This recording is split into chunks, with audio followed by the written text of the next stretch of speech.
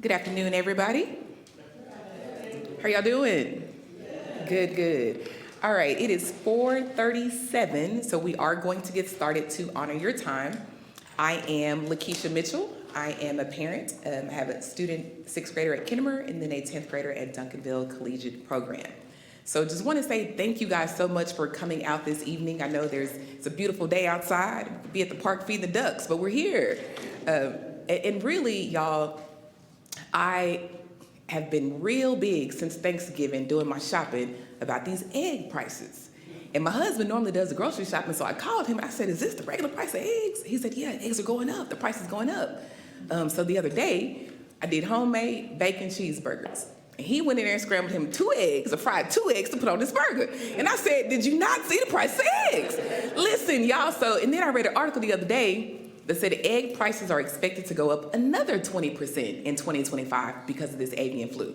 So I told him, "You gonna have to, come on, tone it down on these eggs, because I can't we can't afford these eggs." But in the midst of me thinking about the price of eggs and complaining, I said, look at all these other things around you that you have to be thankful for. And you really finna trip about these egg prices. So I said all that to say, oftentimes the job that we do in this role, whether it's we're employed here or for volunteers or for parents, it's a very thankless job. So many people have no idea that this committee exists. So many people have no idea that we come together at times like this to make decisions to really write success stories one student at a time. So thank y'all for coming out. We're going to stick with our agenda. I don't know, when you let her know, she gotta take this mic from me now. I start preaching up here.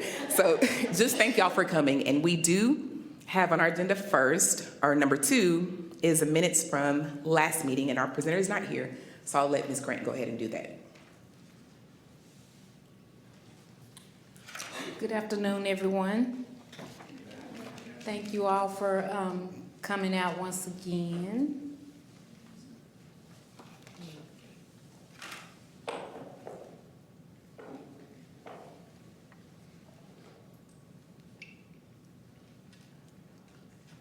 So I'm going to go over our meeting, our minutes from last SHAC meeting. Our last SHAC meeting was held Monday, November 4th at 4:30 p.m. and the meeting was called to order at 4:40 p.m.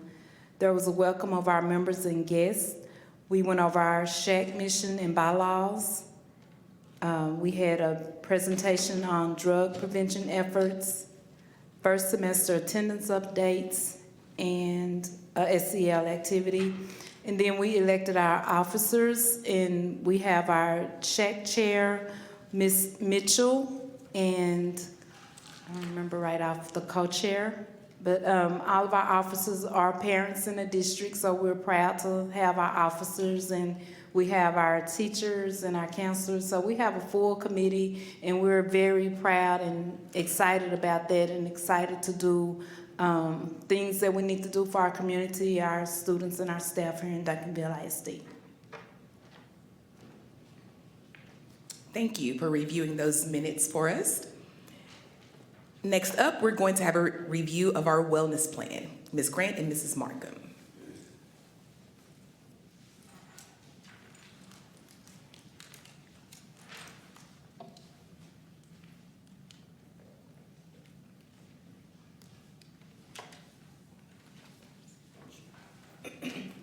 So, again, I'm Nurse Grant, and this is Ms. Markham, and we're here to talk about our wellness plan and policy.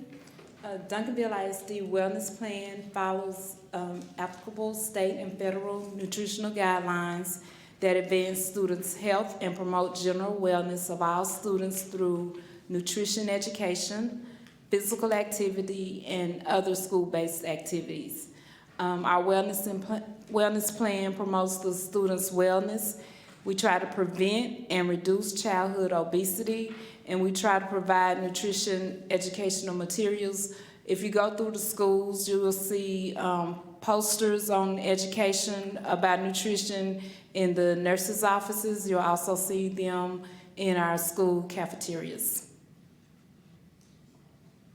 For anyone that doesn't know me, I am Tracy Markham, Director of Nutrition. And so Nurse Grant and I have been working together, and there were other people we're going to bring together to go over this wellness policy.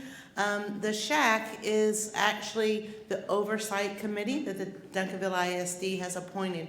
We look over the wellness plan, present it to SHAC, and you guys say, this is good, this is not, and we present that to the board every time we make changes. We get input from health services, child nutrition, counseling services, athletics and PE, and campus administration. Health services provide CPR and AED training for staff. They provide basic medical training to staff in the event of an emergency and the nurse is not on campus. Child nutrition provide nutritional information on breakfast and lunch menus, and we ensure all menus are posted online and are compliant, of course, with all regulations.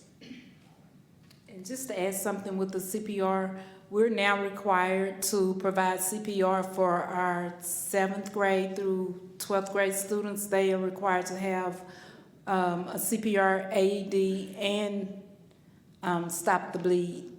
So one time throughout their 7th through 12th grade. So we are in compliance. We did provide it for our seniors last year, and we're trying to make sure that we're in compliance with providing it for the 7th through 12th grade. So that'll be in the curriculum, but just in case you hear it, that is one of the things that we are making sure that it's getting done in the district.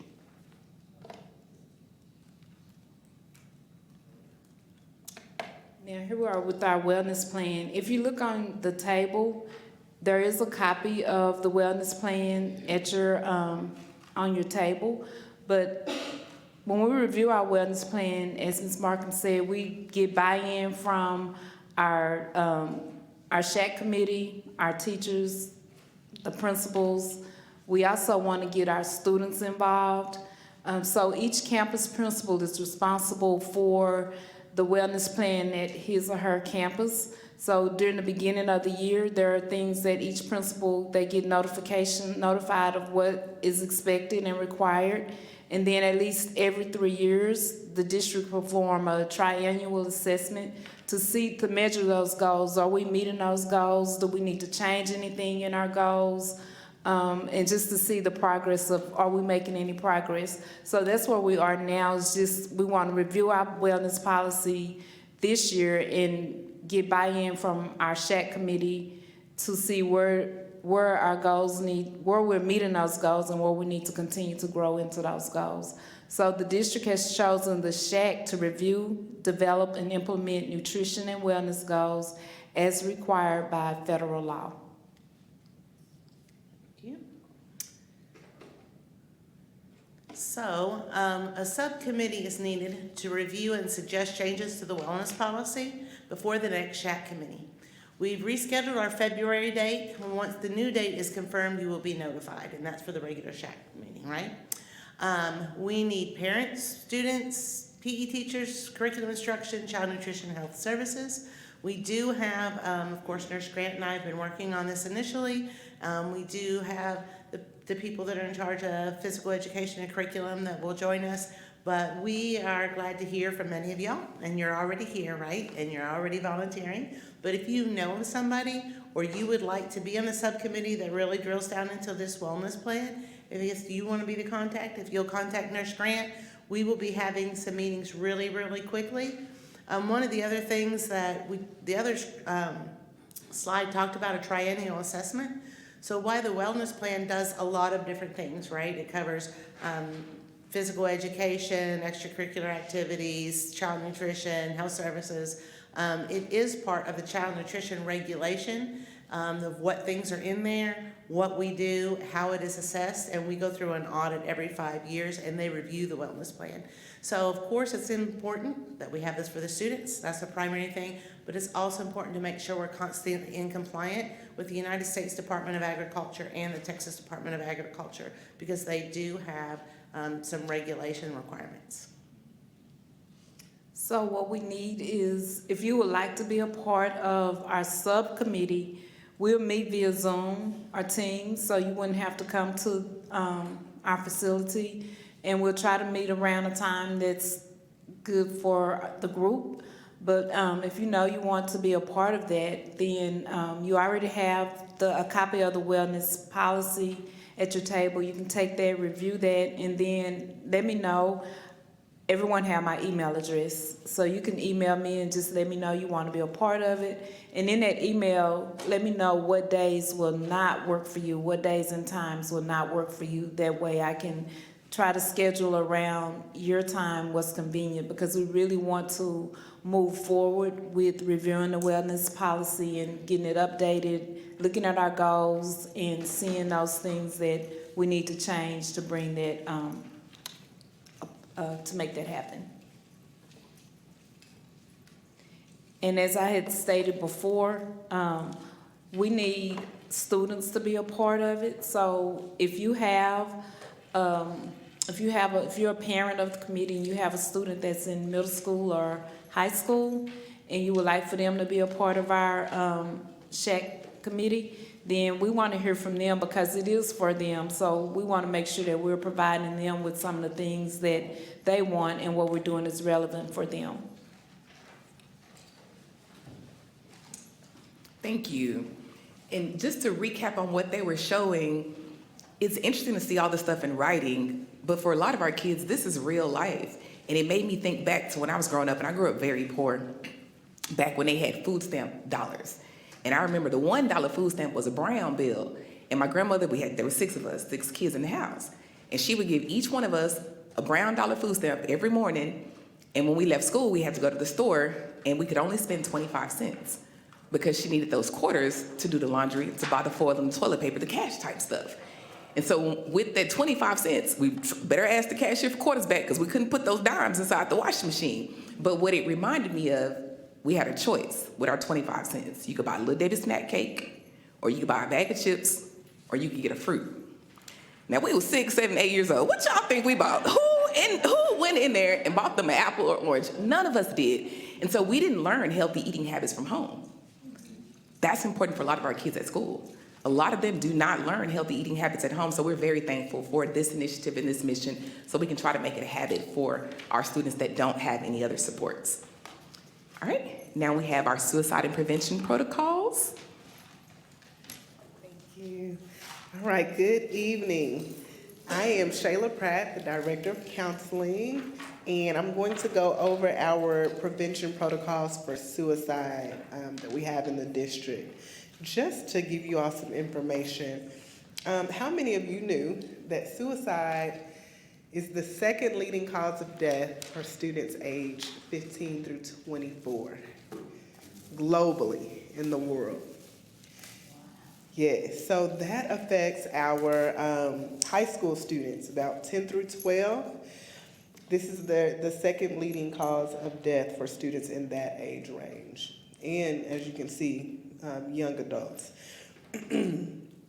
When you think about it being one of the leading causes of death, a lot of times when we think about suicide and we think about what that means is someone taking their own life or killing themselves, we think about them having the resources, the knowledge, the skills, the support to not make that decision. And in that very vulnerable age range, we see those numbers because they are lacking the resources, the knowledge, the skills, and the support to be able to make a different decision. And so we really want to make sure that we have a plan in place to support our students and equip them with the knowledge, the skills, and the support to keep going, to know that they have a purpose in life, to know that they are valuable and loved and special, and that they need to be here, and we want them to be here. And so with our plan, you see a quick reference guide on your table. And I think there's some, if you don't have enough on your table, there's some over here. Thank you, Nurse Grant, where we have some polls. But you see a plan for the prevention, intervention, and postvention of suicide. So you'll see at the very top of the document, our prevention strategies.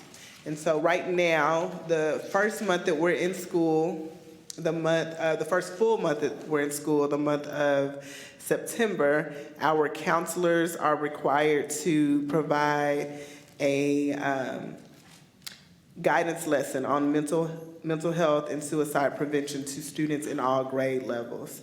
And so we have a scope and sequence of guidance lessons that we provide throughout the year. And so that takes place in September.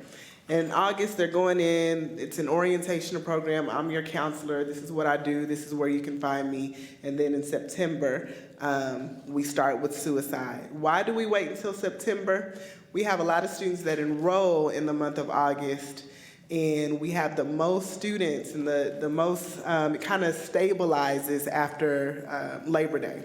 And so in order to capture students, make sure that everybody's enrolled and everybody's in place, we wait until September, and to give the counselors an opportunity to introduce themselves and let students know who they are and what they do. We also have these resources here for students, parents, and staff. I know that you all can't click on it, but just like a depression basics document that counselors can share with students and parents.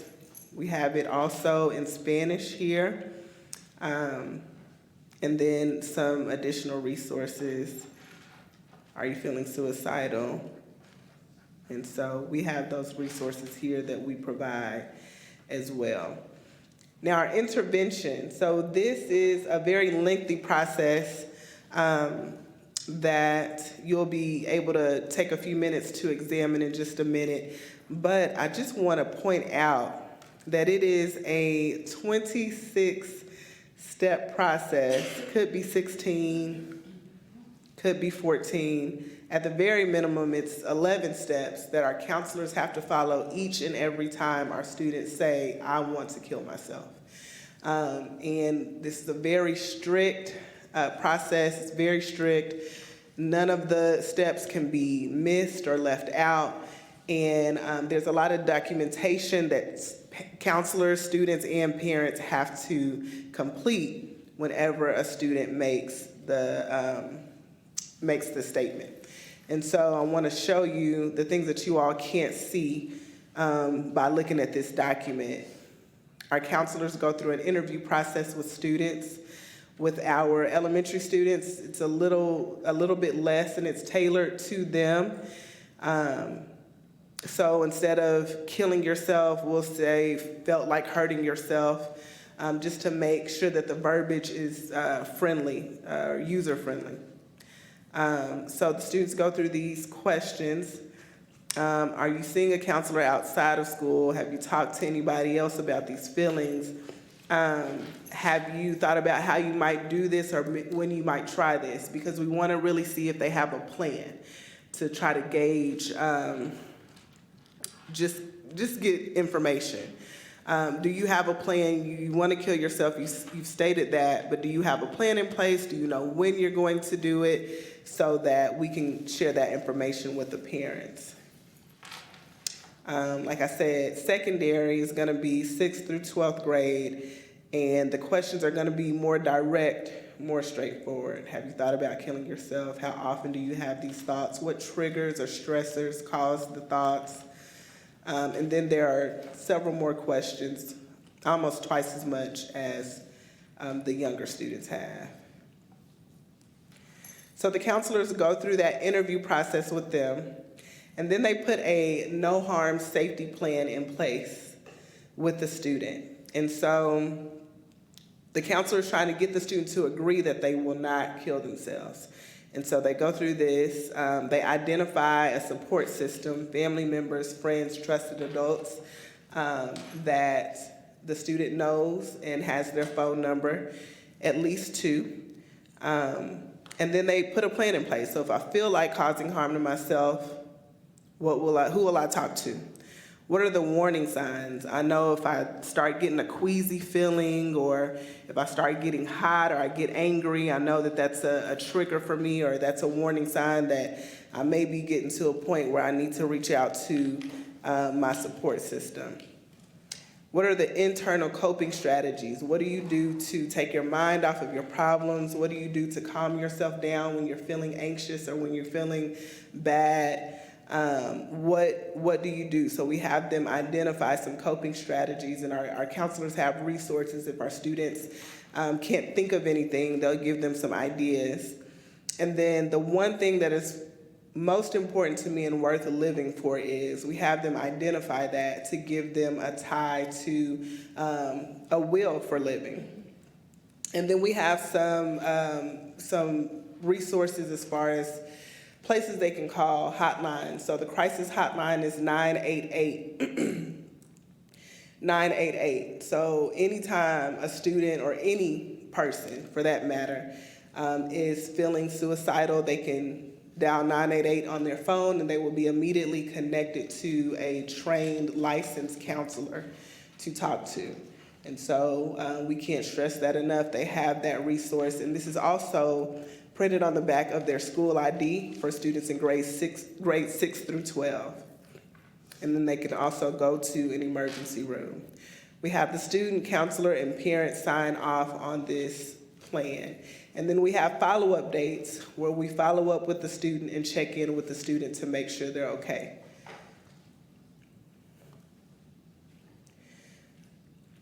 Then we have the parent letter. We always ask the parent to come and get the student. Usually the student is in an emotional state that does not support them staying at school if they've made a claim that they want to kill themselves. So we have the parent to come and get them.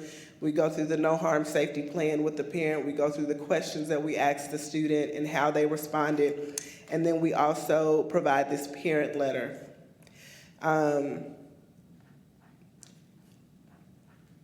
When we provide the parent letter, we have some instructions for the parent for when the student returns to school, and we give them a list of community resources, so a list of places that they can take the student for a psychological evaluation.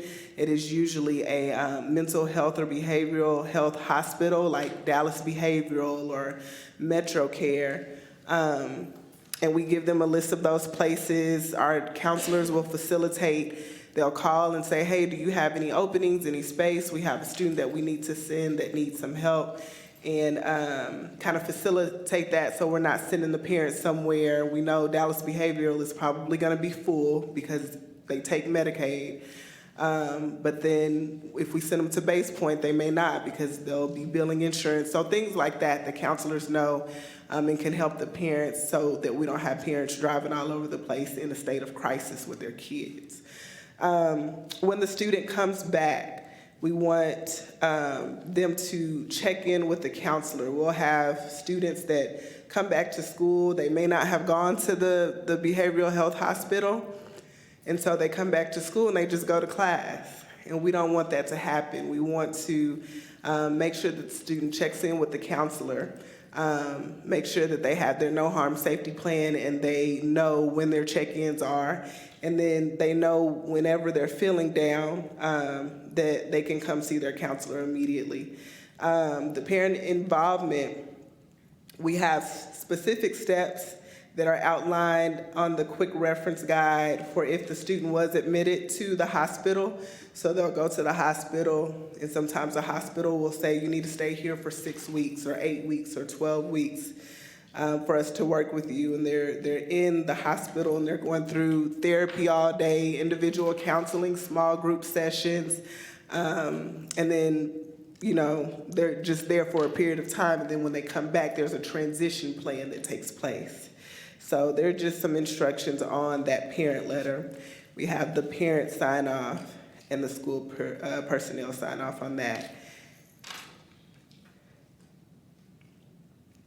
And then this is the community resources list that I was talking about that every parent gets. Again, that suicide hotline is there. Students can also text home to 741-741 if they'd rather text a counselor instead of talking to someone. And then the medical facilities that we refer students to. So that is given to the parent as well. And so there are all kinds of different scenarios that take place. I'm going to give you all a couple of minutes to read through just the step by step, and then we're going to answer some questions. So take about 3 minutes to just kind of read through this, discuss with your tables what you see, any questions that you have, and then we're going to answer some questions as a group.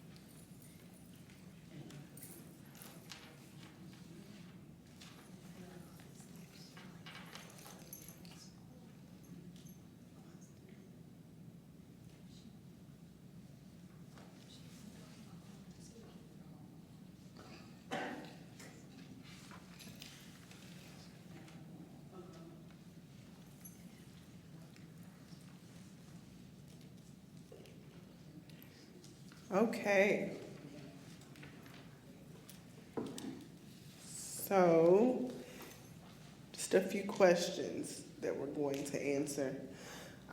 What is the first thing a staff member should do if a student tells you they are thinking about killing themselves?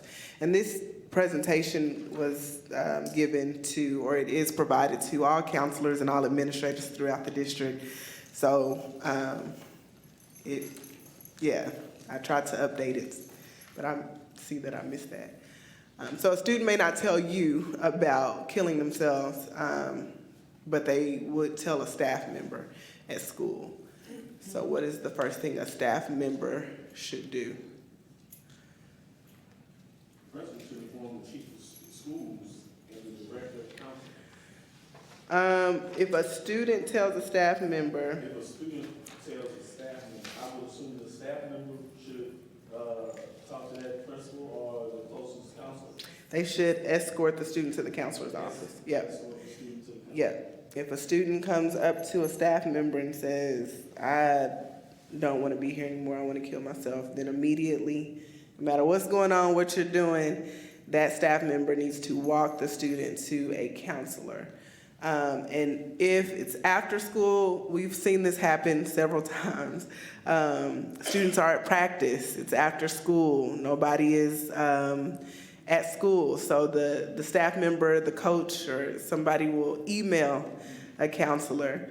And so if the if they're not checking their email, if the counselors are not checking their emails after school hours, then that parent may not be notified, and we always want to notify the parents immediately. So in that case, my cell phone number is listed on this document, but we want to make sure that our administrators share with our teachers to give me a call. But likely they're going to call their principal, and their principal is going to call me. Yeah. Also in this situation, we should not ask students to leave our presence It has happened, though. We've had people just email, and then we find out the kid is gone, that we received an email. And luckily, when that has happened, I've gotten the information that evening. So we just check our emails at night. So the counselor happened to check their email and gave me a call and let me know, or let the principal know, and then the principal called me, and I was able to follow up with the parent. Yes. Why wouldn't the parent be the first point of contact? For a staff member, for an outcry. Yeah, anyone that is first approach, you know? Yes, that's a good question, because just because we have to follow a process, the counselors have to follow the process of interviewing the student and getting the materials together, and so they're trained in that. The student can tell anybody. They could tell a custodian, and if the custodian doesn't have access to go look up the parent's phone number, or hey, call your mom. They just have not been trained in the protocol. And so our counselors have been trained in the protocol, so we want them to follow their process. One thing I've suggested through our safety committee, was our kids' ID badges, that they can have their contact information. So we're in the digital world, so it's Right. really, I know it takes some kind of effort, but Right. it would be really good if we had like QR code or something to where any staff person is able to look that student's information up. They might have passed out, they can't talk to you, or, if that student ID can be so much more than just a picture and the Right. name, so that was one thing too that I was thinking about too. That's an excellent point. We always want our counselors to know and be notified of a student who makes an outcry, because they have the resources to share with parent. If I'm just any staff member, I can tell you what the student told me, but then the parent needs to be equipped with resources. Okay, what now? What does this mean? What do I need to do? And the counselor is specifically equipped to be able to answer those questions and point the parent in the right direction. So we want to make sure, and we are going to make sure, that the parent is informed. It may not be immediate, but we want the right people to know, so that the parent, when they are informed, they know next steps. Students do not leave campus without the parent being informed by the counselor. So, yeah. A lot of times parents can make the situation worse, depending on what their home life is like. Yeah. And so, you Right. call a parent first, and they will come up and they will chastise the kid, like, why Yeah. and then it makes things worse. Right. And so I see why. I understand what you're saying about why not call the parent, but all homes are not created equal. Yeah. I'm telling you, Yeah. they're not. And so it'd be good to get someone that knows how to handle that, because parents will get emotional and they feelings are hurt, and a lot of things can happen from that. Just a comment you made about that the staff should be able to access the student information just in case they fall out of something. Every staff does not have that information, just for confidentiality purposes, but enough of these staff have the information. So if a baby falls out at my school, I know that everybody I'm the school nurse, but everybody has my phone number. They know how to get in touch with me everywhere. And the principal, the counselors, the social workers, there's enough people on the campus that there's enough staff that be able to handle that situation. But I would think that it would be confidentiality situation where everybody can't access them. But there's enough people that if something happens to a kid on campus, we can get in touch with the right people. Yeah. Good questions, good dialogue. Okay, so the first thing a staff member should do is make sure that they are escorting that student to the counselor. Okay. The second question, what should a staff member do if they can't get in touch with the parent or guardian of a student who is experiencing suicidal ideation? So, a frequent, and I know you all didn't have time to read through all the steps, so I'm just gonna answer. No, that's a good, I can see where you would come up with that, but we want, if the student can't get in touch with the parent or guardian, we want the counselor they're gonna try the emergency contact list. And then they will go to our district police, not the 911 that'll take them to Duncanville, because we have a district police department. So if all else fails, if they try everyone on the emergency contact list and they can't get in touch with anyone, they will contact our district police that just has some kind of magic touch. When they call people, they start answering the phone. I don't know how they do that, but we always are able to get in touch with parents. And again, the student does not leave us until we get in touch with a parent. And so if it's after school, they're gonna miss the bus if they were a bus rider. And so the parent is gonna find out sooner or later that we need to get in touch with them, we need to speak with them, because we do not send them home. We do not let them out of our sight once they have made that statement. When is it okay to leave the student alone? Never. So if a student makes that statement, they are with a trusted adult. Sometimes there will be situations where there's no counselor on campus. The counselor called in that day, or they're out at a meeting, they're at a conference. And so in that situation, our principals will call me and I'll send out an SEL counselor or a counselor from another campus. There's not really ever a situation where there's no counselor in the district. And then if there is, I'm here, and so I'm always able to send support. And then our administrators have been they've been trained on this process, and our campus nurses have been trained on this process. So in situations where our counselors are out, we don't have an SEL counselor to send, our campus nurses can go through the protocol and administer the questions with the students and follow up with parents. What should the counselor do if the parent does not follow through with seeking help for the student? And so this situation happened. So these questions that I've asked are the questions that we have to make sure counselors and administrators know, because these are the situations that happen and could really cause us to not be in support of the student like we should. And so sometimes we'll call the parent, like Mr. Brown was saying, every household is not created equal, or we'll interview the student and we'll find out from the student that they're being abused at home. And so that's why they want to kill themselves, because they're being abused. And so we have to call CPS, we have to call our district police. Sometimes we can't call the parent immediately because we have to go through these other processes. And then there are sometimes we call the parent and the parent will say, they're just saying that. They don't really want to kill themselves. They just said that last week. They say that all the time. He's just trying to get attention, or she just doesn't want to do X, Y, and Z.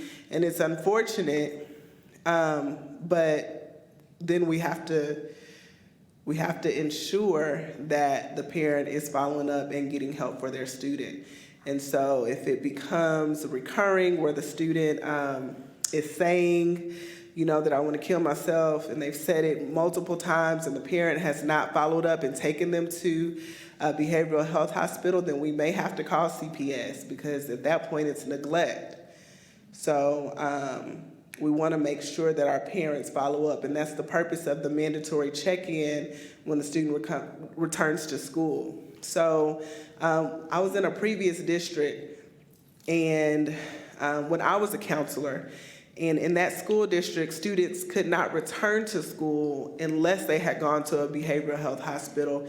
And then they took that requirement away because they said it was against the law to require parents to take their student to a mental health hospital and not allow them to come to school until they had done so. And so we don't have the luxury of saying if you don't take them, then they can't come to school. But when they come back to school, we need to follow up to make sure, hey, what plan do you have in place to support your student if you did not take them to the hospital? And then if they keep saying it, then we have to take some other measures to ensure that they take them. And if they don't, then it would be a CPS report. So that is just a glimpse of what our counselors do to ensure our students just safety and mental health.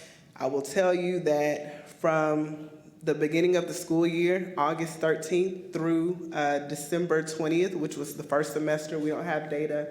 I don't have to-date data as of today, but as of the first semester, we had 192 students make a suicide outcry. So almost 200 students. And now we have a new process by which, all of our students are using Chromebooks and they're logged in with their Duncanville school account. And so we can, we have buzzwords. So we know if a student searches suicide or searches a suicide hotline or searches guns. And so our counselors follow up with students who search suicide. So I can tell you those numbers are going to go up. I've already been seeing the suicide risk assessment forms coming through as a result of counselors now following up that just started this semester. This week, actually, or last week, they got the information that if you see suicide on, if you've seen that a student has searched suicide, you need to follow up with them. And so we've gotten even more suicide outcries because when the counselor is following up, they're saying, oh yeah, I searched that because I want to commit suicide. And so I'm grateful that we have that information. But it is overwhelming because the students have been searching it. They just didn't start searching it. We just found out that they started searching it. And so they are hurting and they are looking for support and they're looking for resources just to support them and to support their mental health. And so that is what we are here to do. And that is our protocol and process. Any questions?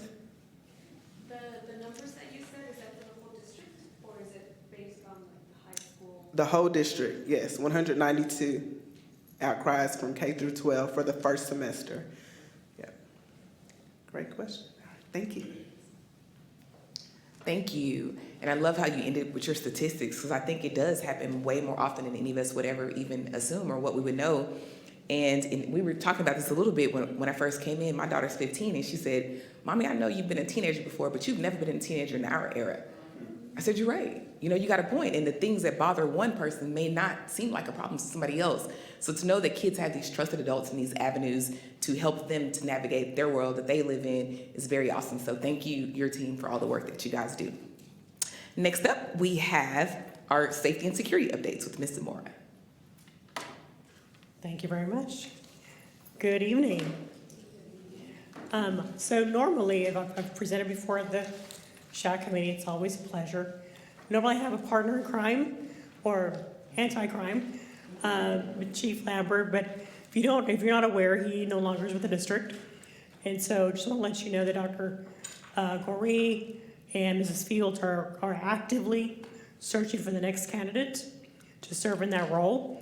But I want to give you some comfort and tell you our amazing police department is doing an incredible job of ensuring that our kids are still safe. And we have the support also of the city of Duncanville as well. So What I would share with you today is some updates, and some of you I know serve on our safety committee as well, which our next meeting is February 11th, and so you might be familiar with these, but I want to share with you some updates. So the state a few years ago mandated certain things that were required to ensure that our schools were safe. And so some of the things, fortunately, they did provide some funding for it. So we have two grants listed there. One is a school safety standards grant, and the other one is a safety and facilities enhancement grant. We call it SAFE, and it's cycle 1. And we have a cycle 2, but I want to talk about cycle 1. So these two grants that are listed there totaled about a little over 3.4 million. A lot of money, which was much needed to meet all the requirements that were requested. So what we used that money for was for number 1, fencing. So the requirement was you have to have 6-foot fencing around our buildings with anti-scaling design. So basically that would be like having little slats in the middle or something higher to where they couldn't cross over, kind of like a barbed wire, but we chose not to do that. So you could do that, or you could do 8-foot fencing. And so we chose to do 8-foot fencing. And so you'll see it a lot. We are done with that. So all of our buildings have that ready. The other thing we used money for is door locks, just to make sure that any of our exterior doors, if they needed to be updated, we did that. Also exterior door numbering. So if a first responder needed to go to a campus and they need to go through a door, and there was a specific door, we would tell them, go through door number 5, and they would know exactly which one to go because we labeled them. We used the money for radio communication devices. So a lot of the radios for our security, we even have some in the maintenance area because, especially the high school, they need to be able to communicate as well and hear the messages. We use the money for that. A big chunk went to entry-resistant film. So wherever any exterior door and any window next to an exterior door that was not within a secure area, and a secure area means the fencing, we had to put in entry-resistant film. It's not bulletproof film, but it's pretty good. We saw some videos on it, and I think it took maybe 40 shots that they were shooting it, and it still could not penetrate. And after I think the 40 shots, they went with an axe and tried to break it down. It took a while to break it down. And so it's not bulletproof, but it's designed to be where if something were to happen, if somebody were to try to attempt a breach, it would give enough time for law enforcement to arrive. And so that's what it does. We did have some of our windows that instead of really windows, they were transite panels, and those were found to have asbestos. So we had to get those removed safely, and then we had to replace them with windows and then put the film on it.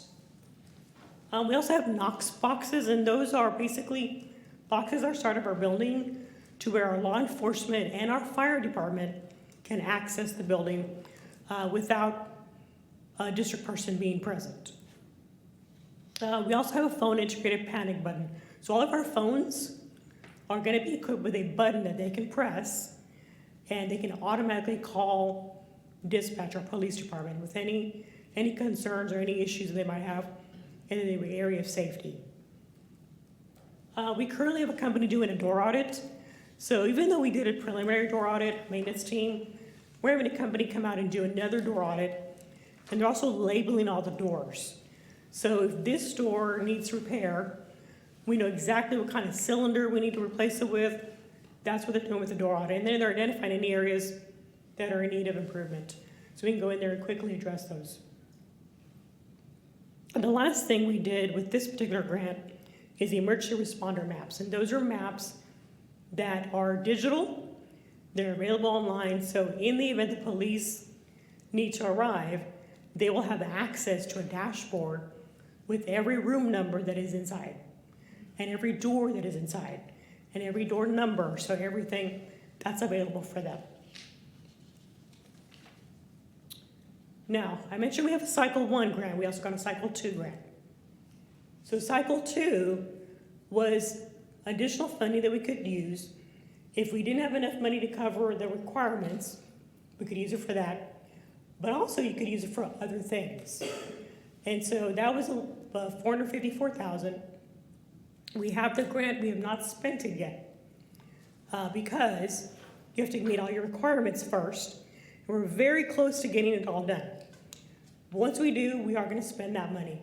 So we've already allocated what we're gonna use it on. So one is bird fence. So at Bird Middle School, if you've ever been to Bird, you've seen it, there are doors and parking on 3 sides of it. And so the back, we didn't do any fencing. When I talked about the fencing earlier, we did nothing at Bird Middle School because the way it's kind of laid out.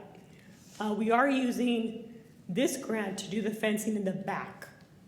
So we still can't do the sides because of the parking, but we can do the back. So we're gonna do that. We're also hoping to do access key control at our buildings, for sure at least the high school. So what that means is, right now there's a couple of places where you can go in and badge in to get in. We're gonna add more of those. And so that'll help make the building a little more secure. There are some of our buildings that they're just like cell phone, they're dead zones. Like if you go to Hastings, high school is one of them, yep. And you can be in a certain place of the building and you have 0 cell phone service. We're buying some commercial cell boosters to help eliminate that issue. Then we're gonna put in some, I think we already have weapons prohibited signs, we're gonna add a few more. And then finally, we're doing some fire panel upgrades. So that's kind of what we're doing with this little bit under $500,000 that we're gonna do. Another thing that's already in place, and if you're at the middle school or the high school, you've already seen it, and it's called Evolve. And so this did not come out of the grant, but it did come from the district. The board approved these funds to be used. So I will show you a video so you can see what it is. There's not really any audio on it, and there's very little bit, just so you can see what it does. If I click this correctly, it'll.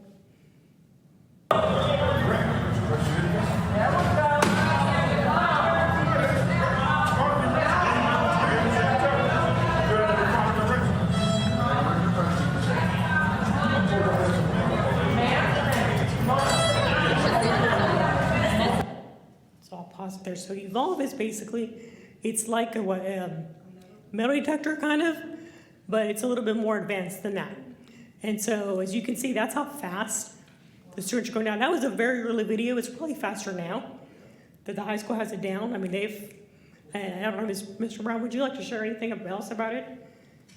I don't need to put you on the spot, but.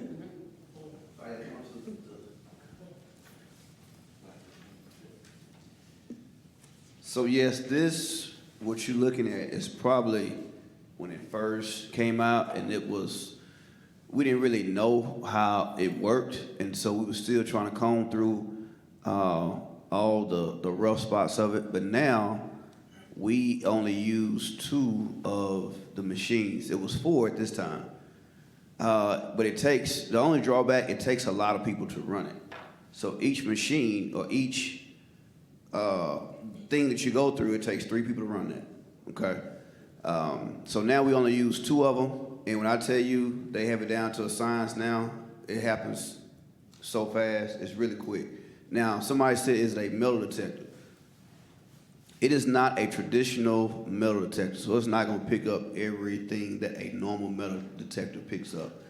It's built to identify weapons, right? So if there's a weapon that is solid, if there's a metal that's solid and it looks like it could be a knife or a gun or something like that, it'll go off and it lets you know exactly where on the body it goes off, because each machine has 2 screens that they're looking at.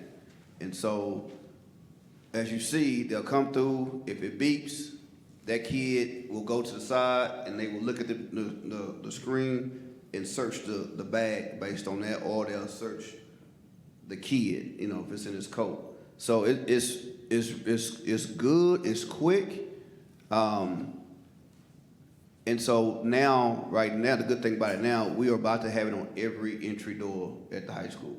We only have 3 entry doors, We have, because even though we got 111 doors, we only have 3 entry doors that we use. And right now, since it's so efficient, we're able to move machines around to where we can, everywhere a student come in, they'll go through this detector. So it's really good. Thank you for sharing. Of course, as you mentioned, there's 111 doors, or there's really more, I think, at the high school.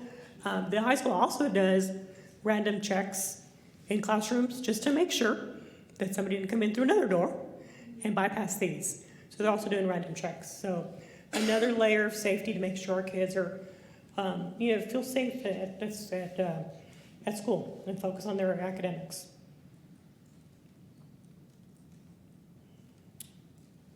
Also part of, I mentioned earlier, the safety committee. And so another requirement is a school and safety committee. And so what that committee does, and we meet 3 times, a minimum of 3 times a year. One fall, we met in September. We're gonna meet again in February, and then another one in June. Is to develop and implement emergency plans consistent with the multi-hazard emergency operations plan, or EOP. We also provide recommendations to the board regarding the multi-hazard plan and the just best practices. We provide information required connected to the audits and reports. I mentioned a minimum of 3 times. If there is a finding, we have to meet again to make sure we address the issues, especially the ones that the state reports to us and have us look at it. We review the reports that need to be submitted to the state. And then we consult with law enforcement agencies. So at these committee meetings, it includes members of the community, like the chief of the fire department, the chief of police. They are included in our committee. As you can see, I mentioned the 3 meetings that we have there. And the audits, so I'm happy to say that we've had 0 findings. So TEA has come into Duncanville multiple times throughout the school year, and they've had 0 findings. So that is awesome. And what they do is they come in and they're basically looking at different things like, is the main entrance locked? We talk about locks being important. Do they require you to sign in? Are they checking your badges? Are they doing quick background checks for all visitors? They're looking at all those things that are there. And Duncanville's had 0 findings, so they've all done amazing. That's thanks to our staff, who is diligent on making sure that the kids are safe and nobody's gonna walk through our buildings that shouldn't be walking in through our buildings. So is there any questions? That is all I have. I'm open to ask. Is there any questions? All right, thank you all. Thank you. And that seemed like a lot of money, but we really can't put a price on safety, so thank you for that. And I had the privilege of subbing at Hyman on Friday, and Principal Ross, when he was on his announcements, he was giving a reminder to the staff and students, even if it's me, don't open up the door for anybody. So I love that, and just knowing that if everybody's on the same page with making sure that we adhere to safety protocols, it'll help us to maintain that 0 findings. All right, we have our last presenter, engaging families in restorative practices. Thank you. There was a lot of good information today. This is my first time having the opportunity to be in one of these meetings.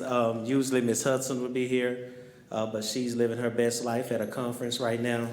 So she sent me to talk about a little bit more about restorative practices, particularly in the household and how we can use it in our homes. Just a real quick overview of what restorative practices is. How we use it in Duncanville ISD with our teachers is just a different approach to discipline.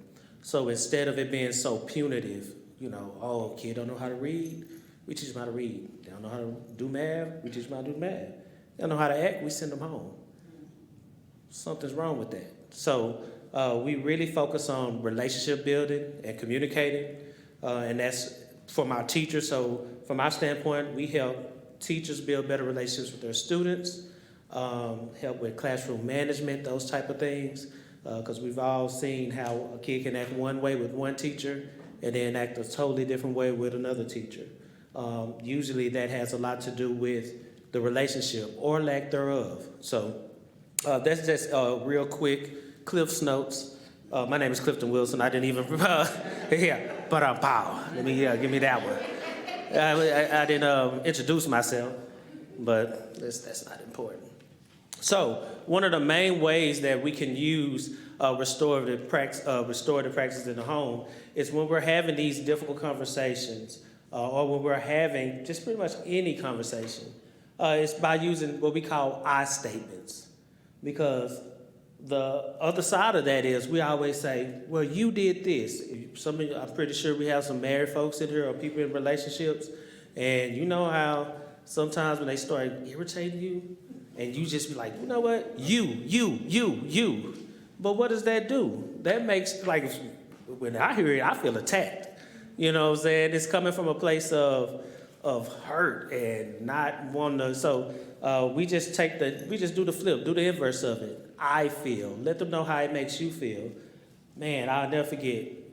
Well, we might touch on that a bit later on. But so there you have 4 caveats to the I statements. When you see I feel blank, I feel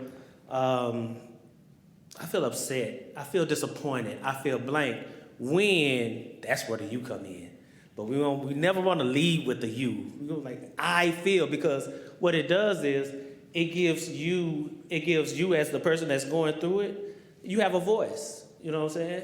You have a voice, and you're letting it, that's your platform. Hey, I feel like this when you do that, because I tried so hard to this, and I feel like you don't even care. How about we do this going forward? Restorative, that's a restorative mindset. That's a restorative framework. And it's helped me in my relationships, with my work relationships, my personal relationships. That's the approach that I take basically when I'm dealing with anybody. When I'm having growth conversations with teachers, I'm never like, oh, you. Look, we need every teacher we can find. Like, this is hard. So we want to make sure people have a voice. We want to make sure people are empowered and people are able to, you know, just kind of work things out the way that we need them to in a positive way. So I'm going to pass out for each table. Each table just get one different. This is a group of, now we're going to practice. So everyone is going to get a scenario. On the scenario, you're going to have whatever it is, it's going to give you a scenario, you're either a parent or whatever the case may be. And you're going to have to say something to address them, but instead of using the you approach, which is what's going to be stated on your paper, we're going to write an I statement. We're going to write an I statement. Now, I know on this paper, and I just saw it from Ms. Hudson, usually you would have that I feel first. But I think on this paper, it starts with when, which is, because that when is you again. Dude, that's basically saying you. When you did this, I felt, no. We want to lead with I feel, blank, because we always want to make sure that our feelings are being validated. So I'm going to give you a couple of minutes. As a group, you can talk and discuss, read the scenario, and come up with your 4-prong I statement.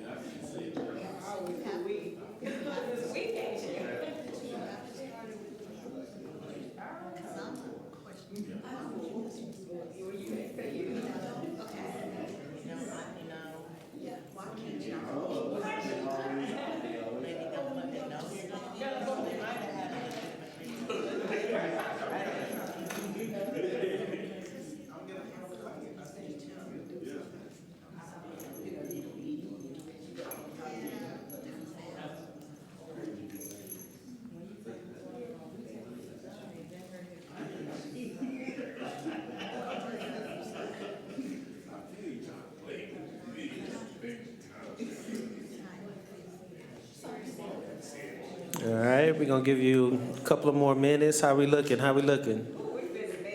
Yeah. Oh, man, look, I will say this. I read some of those scenarios, and I was like, come on now.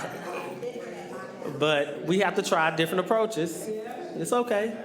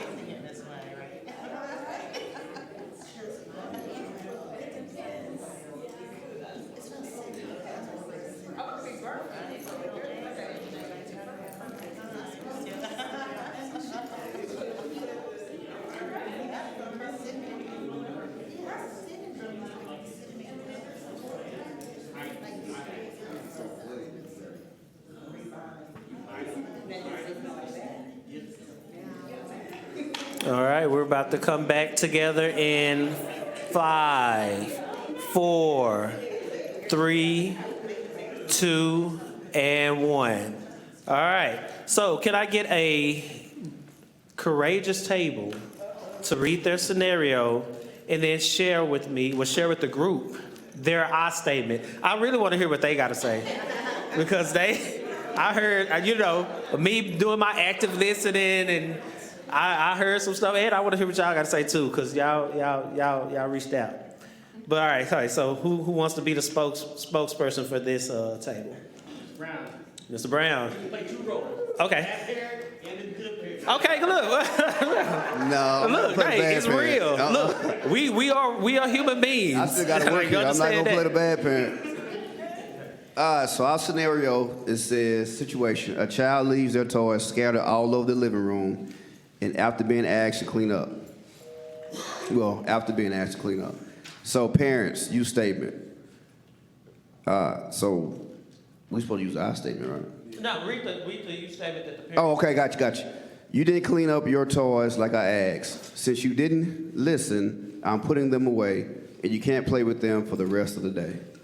Rewrite the parent's request or response as an I statement. So we had different statements, but we're gonna roll with this one because when you talk to a child, it's been a long time since I talked to a child. My kids in high school and in college, so it's been a long time, but we're gonna try it anyway. I feel like you don't like your toys. Okay. Right? And I say that because kids that's little, they're going to be like, but I do like my toys. Right. So I feel like you don't like your toys when you leave them out around the floor. Okay. Because I keep having to pick them up because you won't pick them up. That's a pro. I almost mixed some bad parenting there right there. Gotta catch myself. All right, state the needs. I need you to pick your toys up if you want them, or if you like them. Because if I feel like you don't like them, I'm gonna get rid of them. I like that. That was on point. Bad parent. Nah, I ain't gonna do that. Y'all wait for me to show. I ain't gonna do it. We I ain't gonna do it. all like, what he gonna say? What he gonna say? Look, man. All right, does anybody else, any other group want to share? Nope. Okay, y'all want to share y'all? Oh, we had a question. Got a question? What you got? So if it's repetitive behavior, how many times do you have to do this I statement before they actually get it? Well, you know what? I'm glad you asked that. This is a technique. So this is not one of those things. You have to combine some stuff sometimes. Like this right here gives you structure, and it's something different, right? These kids are so super sensitive these days. Parenting is different these days. Just like you said, we're dealing with a whole. So it's a lot. It's a lot. This is just another tool in your tool belt that you can use and utilize. So after the first time, instead of saying I feel like, it's didn't I Yeah. tell you? Didn't I? Yeah, now I know. Now didn't I Look, say? that was look, I just got It's no triggered. more I feel. It's didn't remember I that. tell Didn't you? I tell you? Boy, I remember that, didn't I? That was every syllable. Didn't I? Yeah, man, it's different. Again, when you see these things, these are techniques that you probably won't see. This is things that we're using in the schools with teachers because we don't have the autonomy to do some of the things that some parents do. So definitely use this in tandem with whatever else that you know works. You know your child, and you know. So this is not, after the third time, after the fourth time. No. Whatever your temperament is.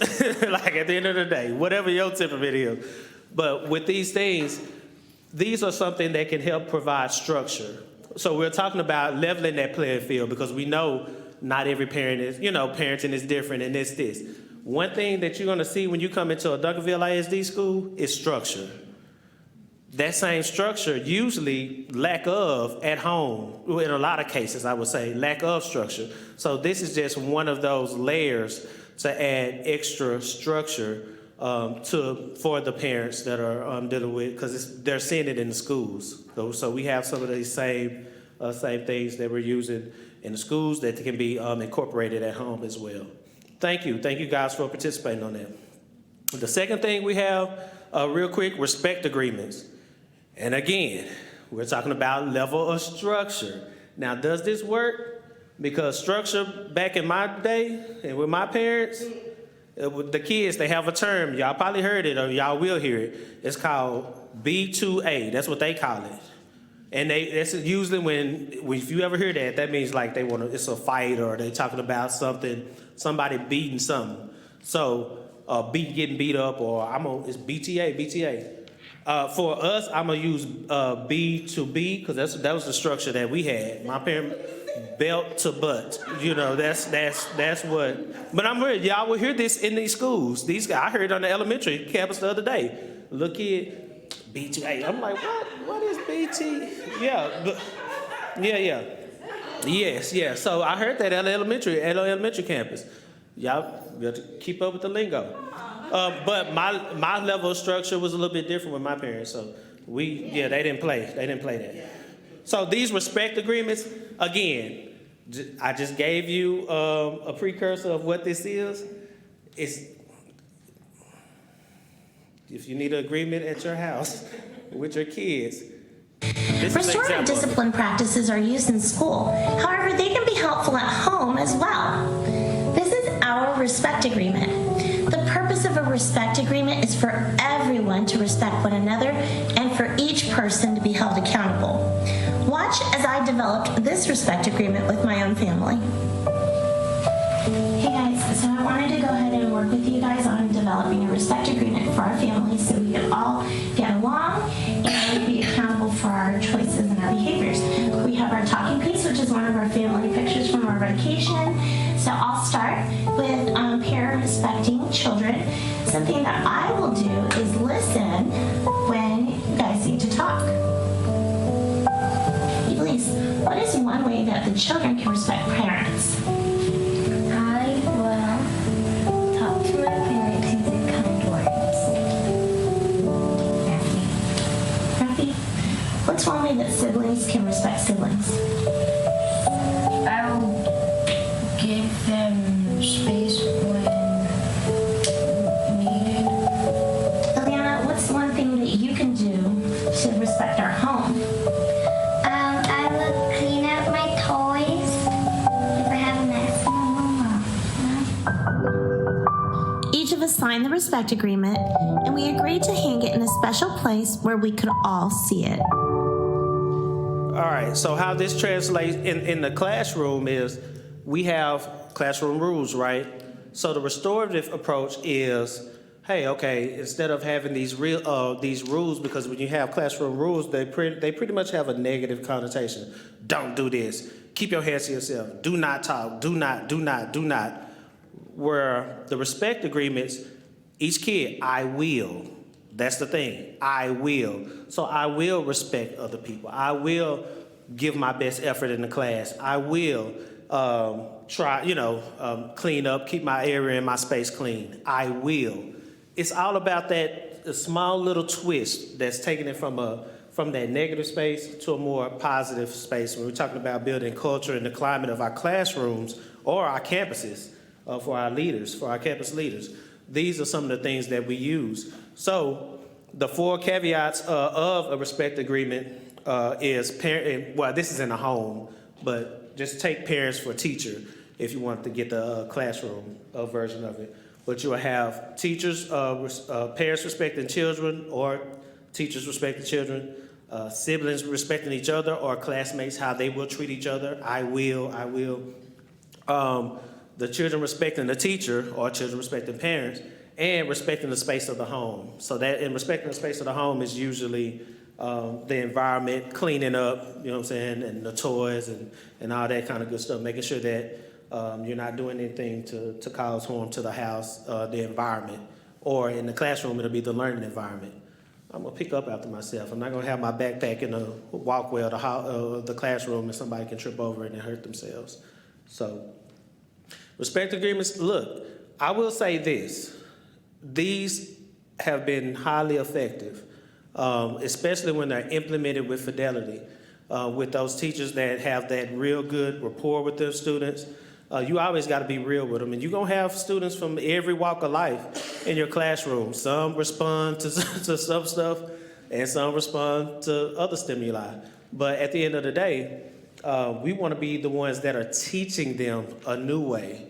I just remember the way I was coming up, it's different. We can't do, you know what I'm saying? It's just different. And some of the stuff that we were, subject to as kids growing up, these kids these days don't have a clue. They don't have a clue. But again, they're centralized. They're very aware of what's going on with this social media and things of that nature. So we have to try a different approach just to see, because we want to build those relationships. Again, that's what we do. We build relationships. That's all it's about, in a positive manner. And then the last thing we can do, we have family circles. Now, we do have circles that we conduct. They can be as intense as you want. I actually had one with my family, and it was, it got intense. We was in that circle for about 2 hours. But no, for real, this is just a chance where everybody gets to speak their mind. There's a talking piece involved, so whoever has the talking piece is the person that is speaking. Everybody else agrees to just listen until it's their time to speak and talk.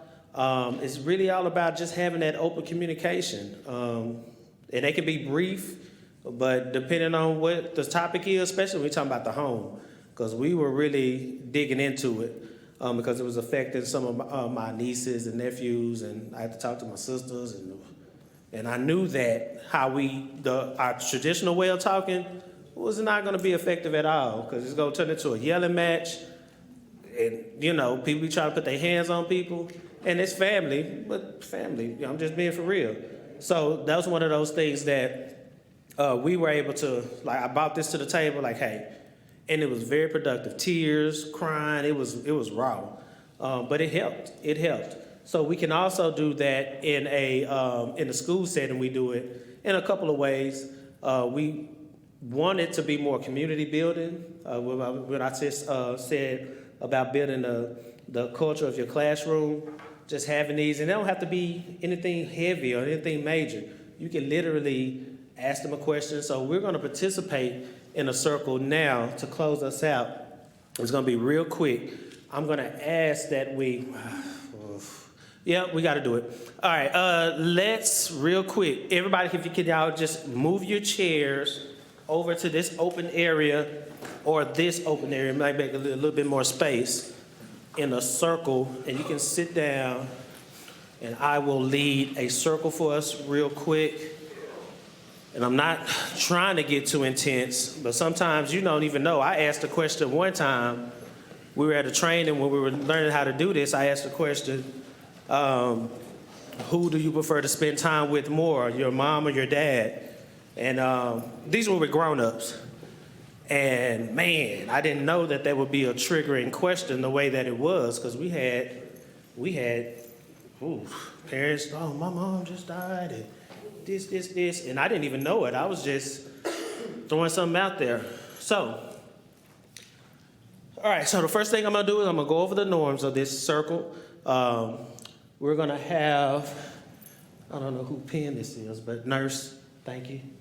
I need it back. I got it, yeah. This will be our talking piece because we are writing success stories, one student at a time in Duncanville ISD. Bam. I had that one up my sleeve. So, the norms are be careful what you say in the circle because, you know, we can say what happens in the circle stays in the circle, but we're dealing with individuals. So make sure that you're really comfortable sharing it if you do say it. One of the other things that is make sure that the only person that's talking has the pen, because it's our talking piece.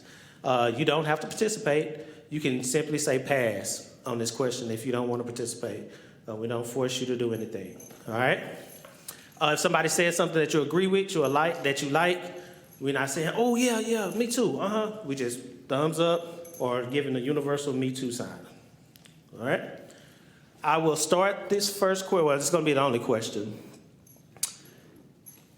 If I gave you $10,000 today, but you cannot spend it on yourself or give it to your family, what would you do with it? I gave you $10,000 today. You cannot spend it on yourself or your family. What would you do with it? I'm gonna give everybody a few seconds to kind of think about what they want to say. If you feel like you have your answer, just give me a quick thumbs up so I know I can go ahead and proceed.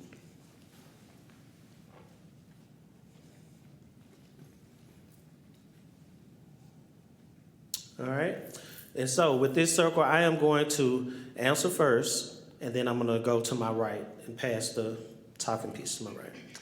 If I had $10,000 and I couldn't spend it on myself or give it to family, there are various, I really, of course, I work in education, so I will find ways to divvy it up, because I think I want to make as much impact as I can, but these organizations that are really good with either a scholarship, some of it go to a scholarship fund, some of it go to things that are dealing with kids, but then also the homeless. I think the homeless, people fall on hard times all the time, and you never know, what can happen and when it can happen. So I would just, that church, that's about 3,000, and 1,000 for somebody, some other organization, food.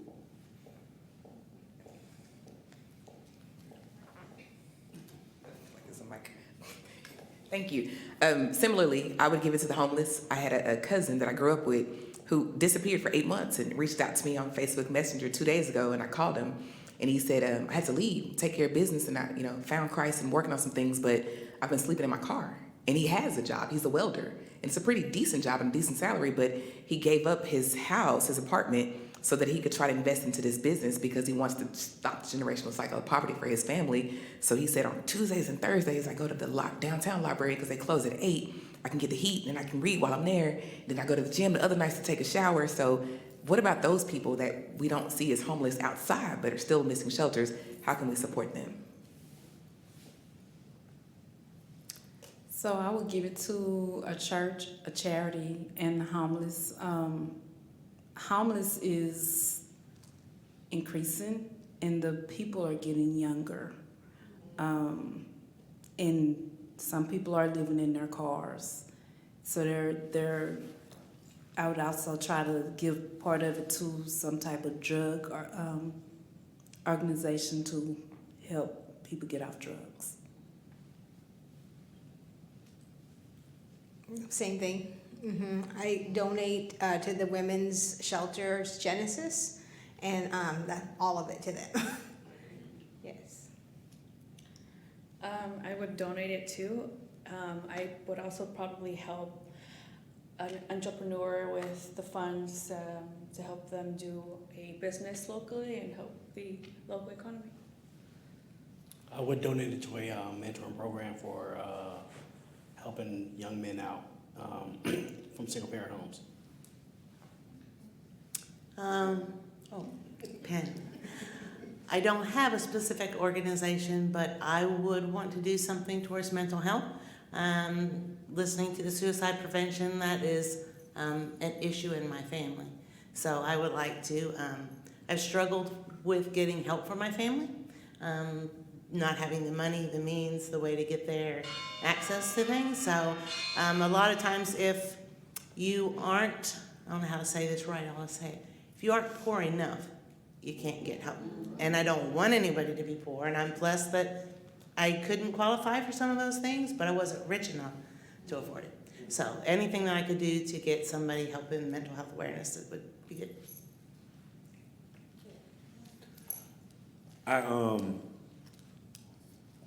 I love the idea of donating to a church. I would donate to definitely a church or somebody that's going to definitely do the greater good in my immediate community. Whether that's helping the homeless, whether that's helping the women in the shelter, whether that's helping health care, or whether that's helping with children get something to eat.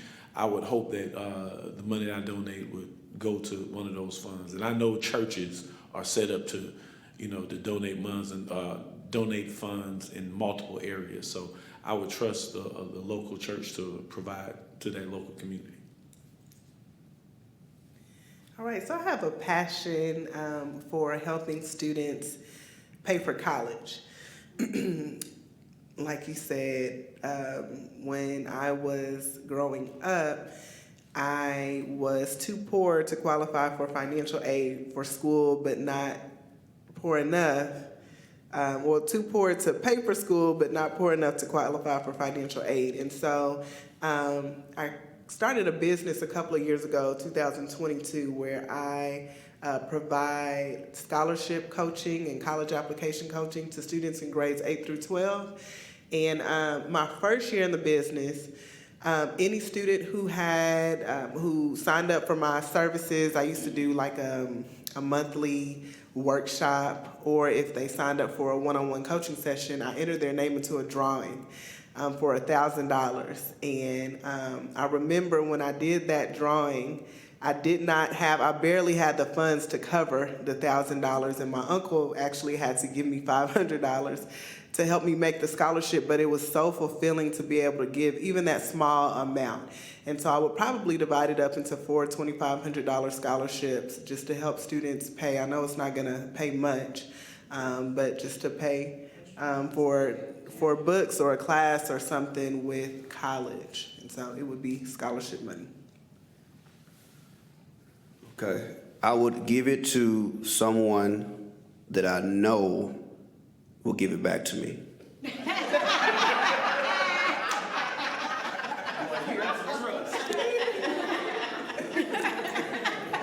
No, actually, just thinking about it, you think about a lot of different things in church and all that stuff, right?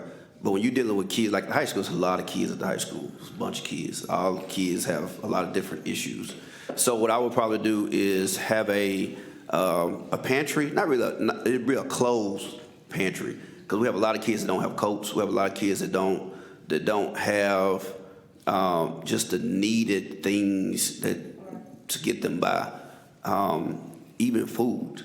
A lot of kids don't have food because they don't like the lunch, or they're allergic to something in the lunchroom, but they don't have the food at the house to bring lunch. So it would take a research effort to figure out, okay, what does Duncanville High School need so we can reach kids? Since we keep talking about church, one thing that Jesus did do before he did anything, before he always healed someone. He always provided some type of miracle. He gave people what they needed at the time, which made them stop and listen. Because if you don't be Congress. That's the.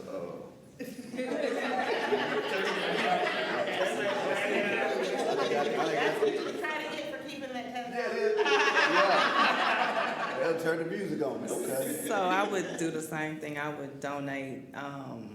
I work in Fort Worth, and we send a lot of patients to group homes that are not equipped to actually care for them. And so I would try to give money to those group homes to fix them up and make them more pleasant to live in for those residents. Okay, so I would divide it between two areas. I have a passion for mental health awareness for African American people because I think that's lacking. Also, I would use more for mentorship for young women that want to get into nursing, or not even nursing anymore, but even just healthcare careers. There are so many careers and so many options that I didn't know about. You know, all I knew was I'm gonna be a nurse or I'm gonna be a teacher. You know, but there are so many places or so many things that they can maneuver in if they had options and if they had someone to mentor them in those two areas. So that's what I would do. Give me my pen. So I have about 3 different things that I would try to disperse the money. One option, of course, would be to give money for autism research because it's very prevalent right now, just in our schools. I don't know about the community, but just in our schools. And then also, I would also say, I've worked in home health before, and I've dealt with a lot of elderly people that do not have the resources. They can hardly pay their bills. They're not able to get the proper foods in their homes because they're on a fixed income. So I would definitely give money for that. And then of course the last one would be Alzheimer's, because that also is up. So, that touches a part of my family life. We had somebody, my father-in-law, and so I've just seen firsthand what it does to families. So that's what I would do. I wish it was more money, but I'd maybe try to use the money to establish something where it keeps, getting people to donate or something to get them in, set up some programs. But that's what I would do. Well, I concur with everything that's been said. So many good things. I'll go with the homeless and the women's shelter. And I would add also a facility that deals with children's childhood illness who are struggling with threatening diseases. I think that's where I would put the majority. That's where my heart falls with the children. And I would hope it would be more than 10,000. Can we get more than 10,000? The original question was 1,000, so I already upped it, but it's all good. At the end of the day, so what I've heard was that we are people who care. Like, that's the word that I got from listening to everybody. And if we could do more, we would do more. But I'm here to tell you to use what you have, even if it's not monetary, use your talents, time. Like, people just want to be listened to. We living in some stressful times, and it's only getting, by the minute, it's getting worse. So whatever gift that you've been given, please be a good steward of it. Give back in any way you can and touch somebody. I think we're all here to help each other. I think that's my purpose in life, and I think that for everybody else. So I've learned something about you. You learned something about me. We were able to learn about each other. And thank you. So we just closed out the circle. That little spiel was me closing out the circle. Y'all can do this at home. I appreciate it. That is the end of... Wait, she's serious about this pen now. I was going to see if I catch her slipping. I don't know where I picked this from. I know, right? All right. I don't know if you want to have anything. You want to close us out, Ms. Mitchell, or? Thank you so much, and thank y'all for cooperating. I love that, restorative circles, and it takes me back to my days as an administrator, and I would always hear teachers say, "Get this bad kid out of my class," and I would have to remind the teachers that there is no such thing as a bad kid. kids are human beings that make poor choices, and sometimes they need redirection and they need reinforcement, but more than anything, they need love. And they need that respected adult. And you know, I was that teacher, but they would always put the trouble kids in my class, and I didn't mind having them. And Miss Mitchell, why do they act different when they're in your classroom? Kids can tell when you like them and when you don't. Kids can tell when you respect them and when you don't. And it's all about their relationship. And don't get it twisted now. I wasn't the go-to person for everybody in the building. You know, every kid has that person, their adult, and that's what we need with this whole Restorative Circles, whether it's at home or in the schools. So thank you so much for your presentation. I know we are over on time, so thank you guys for sticking with us for this duration. If we don't have any other questions or any comments for the greater good of the group, then we are done for today. Thank y'all so much. Have a good night, everybody.